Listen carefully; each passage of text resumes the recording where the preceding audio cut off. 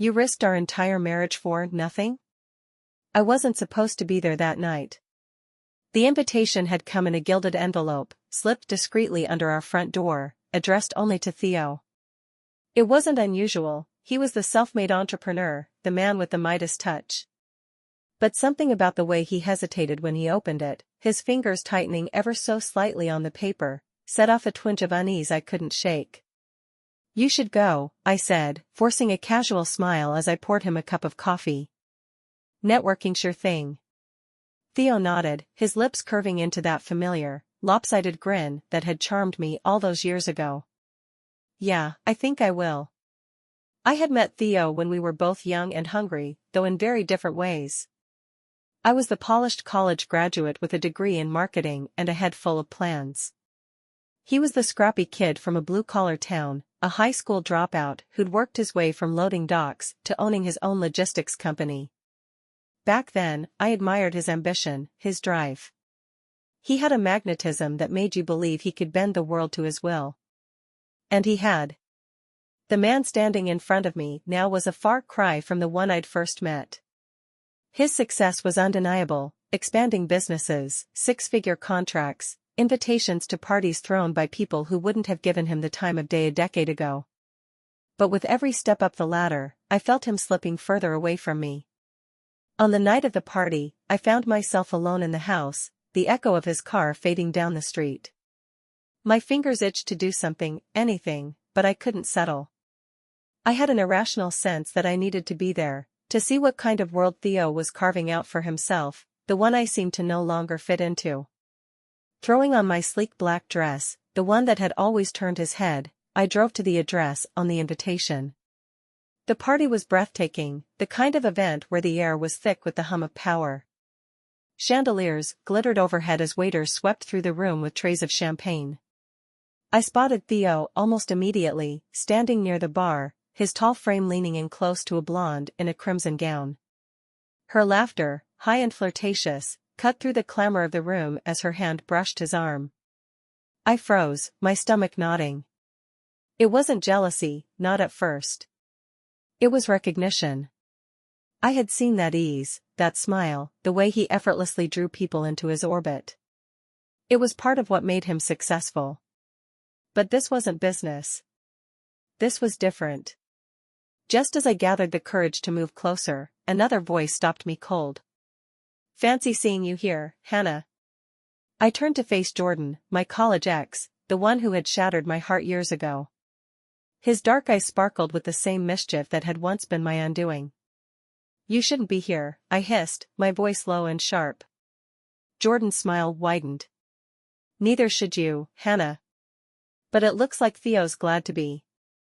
Jordan's words hung in the air, his tone dripping with something between amusement and venom. I felt the blood drain from my face as his gaze flitted to Theo and the blonde, then back to me. You look good, Hanna, he said, his voice softer now, almost nostalgic. Better than the last time I saw you. I ignored the jab, my focus still locked on Theo. He hadn't noticed me yet, or worse, he had, and he was choosing not to. The blonde laughed again, and this time, she leaned in closer, her manicured nails trailing down his sleeve. I started, but Jordan stepped in my path, blocking me. Need to what? March over there and make a scene, he asked, his tone disarmingly casual. Trust me, Theo isn't worth it. The words hit like a slap. My eyes darted to his, searching for meaning. What do you know about my husband? I demanded, my voice low but trembling. Jordan smirked, as if he'd been waiting for me to ask. He took a step closer, his breath warm against my ear. Let's just say Theo and I run in the same circles these days. And not everything about your golden boy is as perfect as it seems. Before I could respond, he slipped a folded piece of paper into my hand.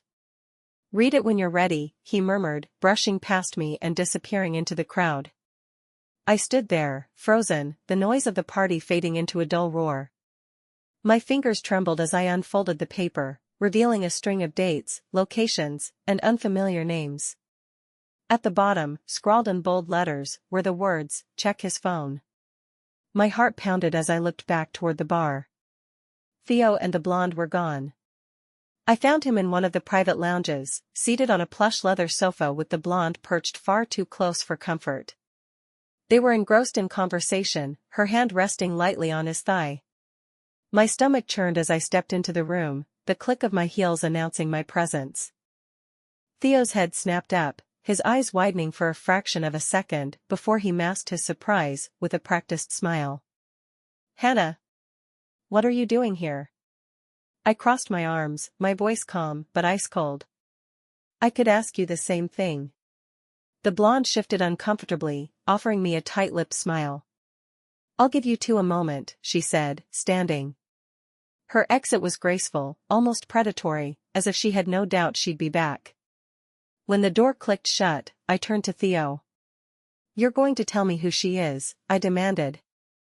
"And don't you dare lie to me." Theo leaned back, his jaw tightening. "You're overreacting." "That was Madison. She's a consultant for one of our new projects." I let out a bitter laugh, shaking my head. "Don't insult my intelligence. Jordan was here tonight. He gave me this." I held up the paper, watching his face for any flicker of recognition. I didn't have to wait long. His expression darkened, his calm facade slipping. "You shouldn't trust anything Jordan says. The guy's always had it out for me." "That's not an answer," I shot back, stepping closer. "What are these dates and names? What's going on, Theo?" He stood abruptly, towering over me, his voice low and menacing. "You don't want to do this here, Hanna." "Why not?" I snapped, my voice rising. "Afraid someone might overhear? Afraid I might find out just how deep this goes?" The door opened behind us, and we both turned. It was Madison. She looked between us, her brows knitting together in feigned concern. "Is everything okay?" Theo shot me a warning glance before answering. "Fine. We're fine." But we weren't. The cracks in our marriage, once subtle, were now gaping wounds. And I was determined to uncover every last secret he was hiding, no matter how much it hurt. The tension in the room was suffocating. Madison lingered in the doorway, her eyes darting between Theo and me, as though deciding whether to stay or retreat. Her presence was a reminder of how fragile my composure was. I needed answers, but not here, not with her watching, feeding on the unraveling of my life. "I'm fine," I said sharply, dismissing her. "But I'd like a moment alone with my husband." Madison hesitated, her perfect red lips twitching in something that could have been amusement. She finally stepped out, closing the door behind her with an infuriatingly slow click. The moment we were alone, I turned to Theo. "Start talking," I demanded. "What are you hiding?" He raked a hand through his hair, his cool demeanor slipping further. "Hanna, you're blowing this out of proportion. Madison is just a colleague. That's all." "And the dates? The names?" I shot back, holding up the paper. "Do those belong to just a colleague too?" Because Jordan seemed pretty confident that I'd find something if I started digging. Theo froze, his gaze fixed on the list like it was a grenade ready to detonate. For a moment, I thought he'd come clean. Instead, he let out a frustrated sigh and turned toward the bar, pouring himself a drink. "You don't trust me," he said, his voice low and measured. "That's the real problem here, isn't it?" My laugh was bitter. "Trust? You want to talk about trust when you're the one sneaking off with Madison and doing God knows what behind my back?" Theo slammed the glass down on the counter, the sharp sound cutting through the room. "Do you even hear yourself? You let Jordan, a man who would love nothing more than to see me fail, plant doubts in your head. He's manipulating you, Hanna. Then prove him wrong." I shouted. "Give me your phone." Theo's face darkened, his jaw tightening. "You're unbelievable." "Am I?" I shot back. "Because from where I'm standing, the only thing unbelievable here is that you think I'd just ignore all of this." He didn't move. His silence told me everything I needed to know. I snatched his phone off the table before he could stop me, my hands trembling as I unlocked it. Theo didn't try to grab it back, he just stood there, watching, his expression unreadable. The messages were right where I expected them to be. Madison's name lit up his screen, her texts filled with words I wished I could unsee. Last night was incredible. I can still feel you on me. Can't wait for the next trip. Will your wife be out of town again? You looked so tense earlier. Let me help you unwind tonight. My stomach turned as I scrolled through the evidence, each message a dagger twisting deeper into my chest. I couldn't breathe. The betrayal was suffocating. You son of a bitch, I whispered, my voice trembling with rage. How long has this been going on? Theo didn't answer. He didn't have to. The guilt was written all over his face. I gave up everything for you, I said, my voice cracking. My career, my confidence, everything. And this is how you repay me? Hanna, he started, stepping toward me, but I held up a hand to stop him. Don't you dare, I spat. Don't you dare try to justify this. The door opened again, and this time it wasn't Madison. Jordan stood there, leaning casually against the frame, his arms crossed. His presence felt both infuriating and oddly comforting, like a reminder that I wasn't completely alone in this nightmare. I see you found what you were looking for, Jordan said, his voice dripping with satisfaction. Theo turned to him, his eyes blazing. You've always been a snake, Jordan. This is low, even for you. Jordan smirked. You did this to yourself, Theo. I just helped the truth come to light. I looked between the two men, my world spinning. I felt like a pawn in some game I didn't understand, trapped between a husband who had betrayed me and an ex who seemed all too pleased to twist the knife. I'm done, I said, my voice barely above a whisper. With both of you. I pushed past them, my heels clicking against the marble floor as I walked out of the room. The weight of their stares followed me, but I didn't look back. For the first time in years, I felt the stirrings of strength. This wasn't the ending I'd wanted, but maybe it was the one I needed. The first night after I walked out was the hardest. I checked into a small boutique hotel, its cheerful, floral wallpaper mocking my unraveling life. My mind replayed every moment, every laugh, every kiss Theo and I had shared, now soured by betrayal. Sleep didn't come that night, just tears and the gnawing realization that my marriage was over. But in the morning, I made a decision. I would not let Theo or his lies define me. Not anymore.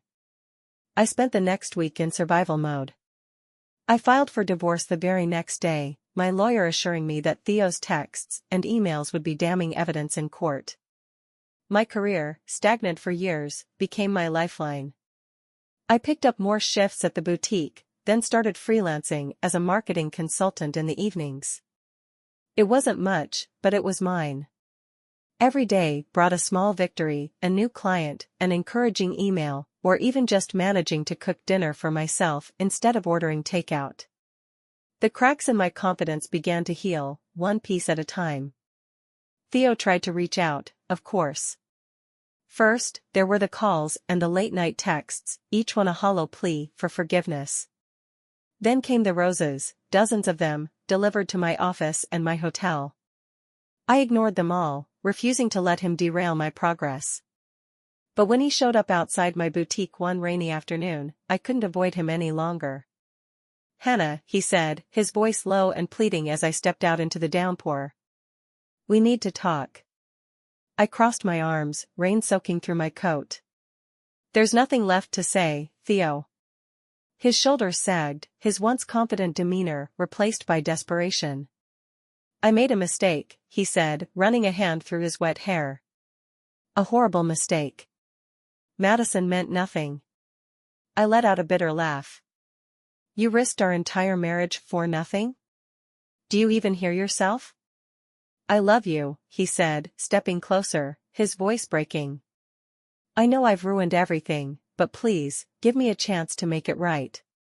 For a moment, I felt the weight of all those years with him, the laughter, the dreams, the quiet nights curled up on the couch.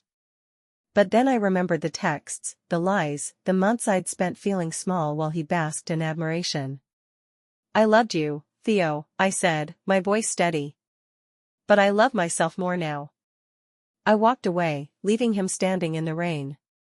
The months that followed were a blur of rediscovery. I signed up for a painting class, something I'd always wanted to try but had put off for years. I joined a local hiking group, spending weekends scaling trails and marveling at sunsets that reminded me life could still be beautiful. Slowly, the boutique evolved into something more. My consulting work brought in enough money to transform it into a full-fledged marketing agency. By the 6-month mark, I'd hired my first 2 employees. For the first time in years, I felt proud of myself. Jordan's name resurfaced when my lawyer mentioned that Theo had brought him up during settlement negotiations, claiming he'd been meddling in our marriage. It would have been easy to hate Jordan for his smug satisfaction that night at the party, but something told me he wasn't the villain Theo painted him to be. Curiosity won out, and I called him.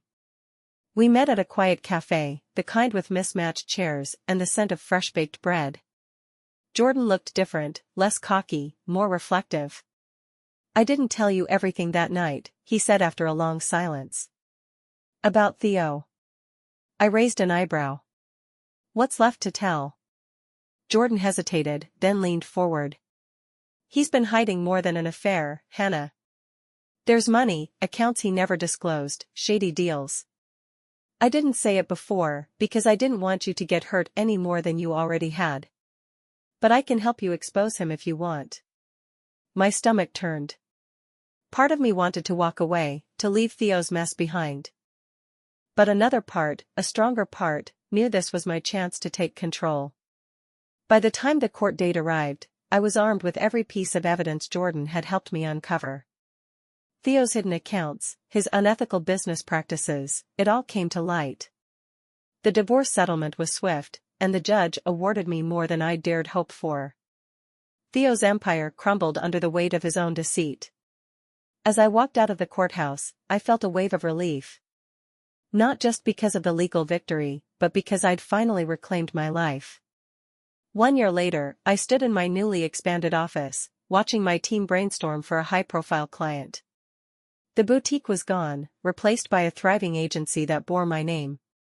I wasn't just surviving, I was thriving. I'd even allowed myself to open my heart again. Jordan, surprisingly, had become a constant in my life, not as a romantic partner, but as a friend. He'd shown me that some betrayals, while painful, could lead to unexpected blessings. That night, as I sat on my balcony with a glass of wine, watching the city lights twinkle, I felt something I hadn't in years, peace. I'd been broken, but I'd rebuilt myself stronger. And for the first time in a long time, I was truly happy.